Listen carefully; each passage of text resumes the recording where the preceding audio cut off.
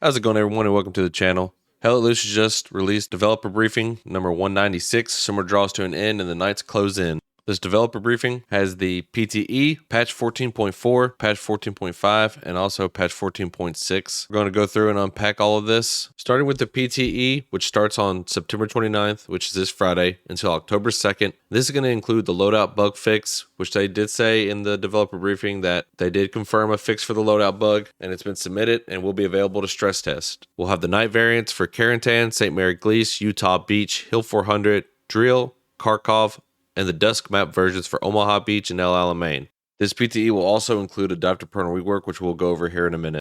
Patch 14.4 will land on October 12th and will contain the Carentan and St. Mary Glees night variants, which I think these look pretty good.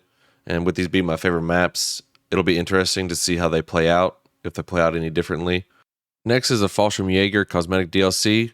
This DLC will be available for players to pick up from the additional content hub with patch 14.4 and will be used for infantry and recon roles. And now on to the Dive to Prone rework, which I would assume as long as the PTE goes well, because we know how Dive to Prone went last time, we should still have it with 14.4. Ground friction parameters. Players will now carry momentum throughout, which means you'll be unable to change direction mid-dive, and instead only be able to control direction once friction with the ground is gradually reestablished on landing. So I think it's a good thing because you won't be able to or see anybody dive to prone around a corner and spin midway through the jump and shoot you. Animation queue system. Players can no longer dive while jumping. Instead, the new animation queue system is used to begin the dive when the player lands from a jump. I think this is a good addition because as it stands right now, if you try to prone while jumping, obviously it won't work right now, but you have to hit the button again after your jump finishes. So sometimes you might hit the button too early when you're trying to lay down right after jumping. So I think this will be good that it'll be queued up, so as soon as you land, it'll automatically go into laying down, so you don't have to hit the button again. Stance change timer. This ensures players aren't able to dolphin dive by including a cooldown that prevents the action from being carried out too soon after completing a dive. So basically, you can't just get right back up, sprint, prone to dive again, and do it consistently. Additional ground friction. The duration and speed of the slide has been tuned down to feel more realistic and is now impacted by whether you are entering dive to prone from standing versus crouch. Camera improvements. In the previous version, there was a camera limitation as the dive ended, which was a result of the system that controls head bobbing under locomotion switching between profiles. The system has now been rewritten to be more versatile and now has the capability to smoothly transition between profiles, and visual quality is increased. Forward speed. The new dive to prone will properly conserve momentum by using the speed that the player was traveling on dive initiation as the start speed, rather than using the stance's maximum speed.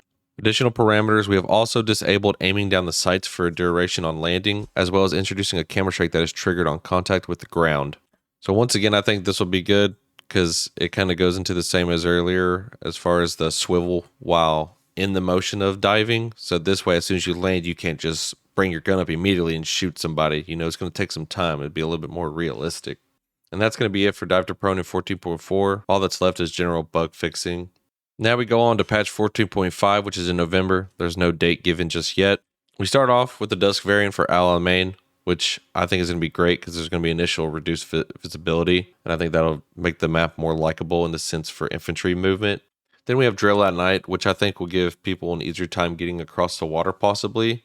Also landing with patch 14.5, players will be able to get hands-on with the initial improvements to the British forces, including updated desert uniforms for both German and British soldiers, as well as the British tanks and new British weapons to replace the previous loadouts. And they'll be doing a PTA session before patch 14.5 goes live in November for people to test out the rework.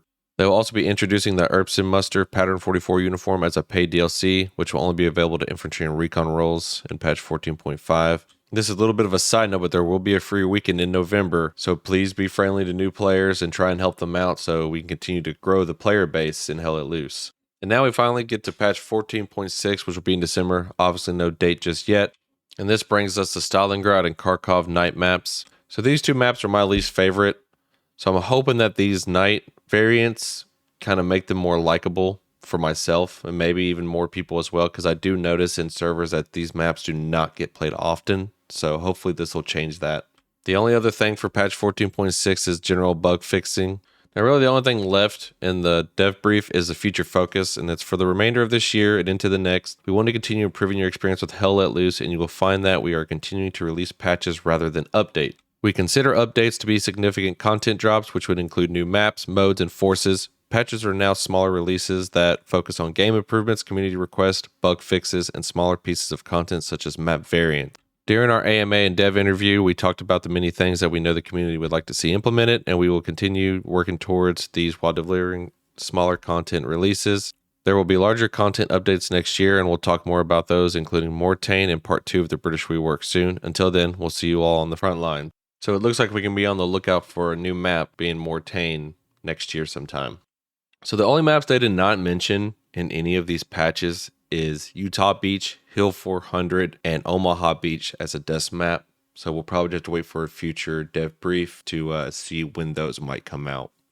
That's it for the dev brief and what we get to look forward to for the next few months. All in all, I think it's a lot of good things and what the game really needs at the moment. I think 14.3 was a great update for the game, and if these updates go as well as that one did, then I think Team 17 has made a turn in the right direction, and hopefully the player base starts to grow again. Don't forget to like and subscribe for more content. I'll catch you in the next one.